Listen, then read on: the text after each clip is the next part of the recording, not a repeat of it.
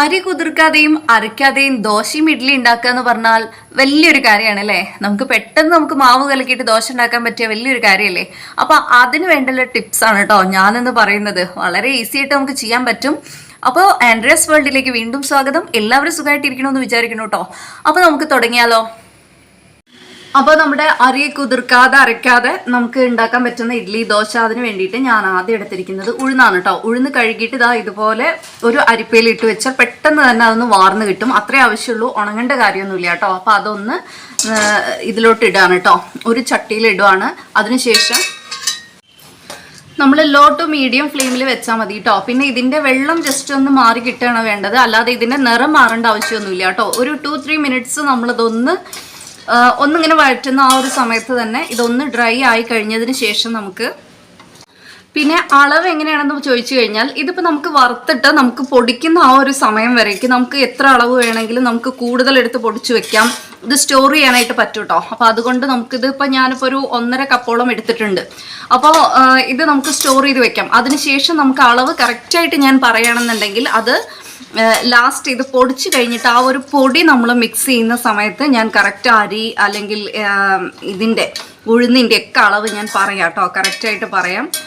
കാരണം ഇത് നമുക്ക് ഇങ്ങനെ മാത്രമല്ല കേട്ടോ നമുക്ക് ചെയ്യാൻ പറ്റുന്നത്. നമുക്ക് പുറത്ത് നിന്ന് പൊടിച്ചു കൊണ്ടുവരില്ലേ, മില്ലിലൊക്കെ കൊടുത്തിട്ട്, അങ്ങനെ നമുക്കിത് ഒരുമിച്ച് വേണമെങ്കിലും പൊടിച്ചും കൂടെ വെക്കാനായിട്ട് പറ്റും കേട്ടോ. ഇപ്പം ഞാനിത് വീട്ടിൽ നമ്മൾ കുറച്ച് നമ്മുടെ ആവശ്യത്തിന് അന്നന്നത്തേക്ക് നമുക്ക് എങ്ങനെയാണ് ചെയ്യുന്നത് എന്നുള്ള കാര്യമാണ് ഞാൻ പറയുന്നത്. നിങ്ങൾക്ക് ഒരുമിച്ച് വേണമെങ്കിൽ പൊടിച്ചു വെച്ച് നമുക്കിത് ചെയ്യാൻ പറ്റും കേട്ടോ. നമുക്കിനി ഇതിലോട്ട് 1 സ്പൂൺ ഉലുവ കൂടി ചേർക്കാം കേട്ടോ. അതേപോലെ തന്നെ അതും ജസ്റ്റ് ഒരു 2 മിനിറ്റ്സ് ഇതിൻ്റെ കൂടെ തന്നെ ഒന്ന് വഴറ്റുക. അതിനുശേഷം നമുക്ക് ഒരു എന്താ പറയുക, 2 പിടി അവിലാണ് കേട്ടോ അതിലോട്ട് നമ്മൾ ചേർത്തിരിക്കുന്നത്. അപ്പോൾ ഒരു 1.5 കപ്പോളാണ് ഞാൻ ഉഴുന്ന് ചേർത്തിരിക്കുന്നത്. 1 സ്പൂണോളം ഞാൻ ഉലുവ ചേർത്തിട്ടുണ്ട്. ഒരു 2 പിടിയാണ് ഈ അവില് ചേർത്തിരിക്കുന്നത്. അവിലും ഒരു 2 മിനിറ്റ് നമുക്കിതൊന്ന് ഇളക്കി കൊടുക്കാം. ഒരുപാട് അങ്ങ് ഫ്രൈ ആവണ്ട കേട്ടോ, അങ്ങനെ ആവാൻ പാടില്ല. അപ്പോൾ അതിൻ്റെ ടേസ്റ്റും ഇതൊക്കെ മാറി കിട്ടും. പിന്നെ അവിലാവുമ്പോൾ എപ്പോഴും നമ്മൾ വൈറ്റ് അവില് ചേർത്താൽ നല്ലതാണ്. കാരണം ബ്രൗൺ അവിലാവുമ്പോൾ നമ്മുടെ ദോശയുടെ ഇഡ്ഡലിയുടെയൊക്കെ കളറ് ചിലപ്പോൾ മങ്ങിപ്പോവും. അപ്പോൾ ഒരു വൈറ്റ് കളറിൽ തന്നെ നമുക്ക് കിട്ടില്ല, കളറ് ഇത്തിരി മാറിയിട്ടാവും. അതുകൊണ്ടാണ് വൈറ്റ് അവില് തന്നെ ചേർത്താൽ നല്ലതായിരിക്കും കേട്ടോ. ഇപ്പോൾ ഇതാ നമ്മുടെ ഇതായിട്ടുണ്ട് കേട്ടോ, ഉഴുന്നും എല്ലാം കൂടെ ആയിട്ടുണ്ട്. അപ്പോൾ നമ്മൾ ഫ്ലെയിം ഓഫ് ചെയ്തിട്ട് നമ്മളിതൊന്ന് ചൂടാറിയതിന് ശേഷം നമുക്ക് മിക്സിയിലിട്ടിട്ട് പൊടിക്കണം കേട്ടോ. അപ്പോൾ ഇതാ നമ്മുടെ ചൂടാറിയിട്ടുണ്ട് കേട്ടോ. ഇനി ഇത് നമുക്ക് മിക്സിയിലിട്ടിട്ട് ഒന്ന് പൊടിച്ചെടുക്കാം. ഒരുപാട് ചൂടിൽ പൊടിക്കേണ്ട കേട്ടോ. ചൂടൊന്ന് ആറിയതിന് ശേഷം മാത്രം പൊടിച്ചാൽ മതി.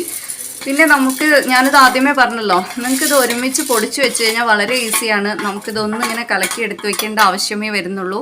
അതെ, എപ്പോഴും ആ ഒരു രീതിയിൽ നമുക്ക് ചെയ്യാൻ പറ്റും കേട്ടോ. അപ്പം ഞാനിത് പൊടിച്ചിട്ട് വരാം. ഇത് നമുക്കൊന്ന് അരിച്ചു കൂടി എടുക്കാം കേട്ടോ. അപ്പോൾ നമ്മൾ ഇങ്ങനെ എന്താ പറയുക, ഒരു അരിപ്പയിൽ വെച്ചിട്ട് ജസ്റ്റ് ഒരു ഗ്ലാസ് വെച്ചിട്ട് ഒന്ന് ഇങ്ങനെ ചെയ്തെടുത്താൽ മതി. ഇത് അരിച്ചെടുക്കാൻ എളുപ്പമാണ് കേട്ടോ. ഇപ്പോൾ നിങ്ങൾ എത്രയാണോ എടുക്കുന്നത് അതിൻ്റെ ഇരട്ടി, അതായത് ഉഴുന്നുപൊടി എത്ര എടുക്കുന്നുണ്ടോ അതിൻ്റെ ഒരു ഇരട്ടി. ഇപ്പോൾ 2 കപ്പ് നമ്മൾ ഉഴുന്നുപൊടി എടുക്കുന്നുണ്ടെങ്കിൽ ഒരു 4 കപ്പ് നമുക്ക് ഇതെടുക്കാം കേട്ടോ. അരിപ്പൊടിയാണിത്.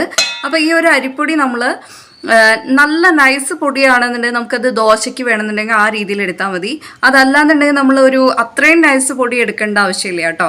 അപ്പോൾ അത്രയും നൈസ് പൊടിയല്ല എടുക്കുന്നതെങ്കിൽ അത് നമുക്ക് ഇഡ്ഡലിക്ക്, ഇപ്പോൾ അതായത് പുട്ടിൻ്റെ പൊടിയല്ല ഉദ്ദേശിക്കുന്നത്, പച്ചരി പൊടിയാണ്. അപ്പോൾ അത് പുട്ടിൻ്റെ പൊടിയല്ല, അത്ര ഒരു തരിയുള്ള പൊടിയല്ല കേട്ടോ, ചെറിയൊരു നൈസ് ഇതുള്ളത്.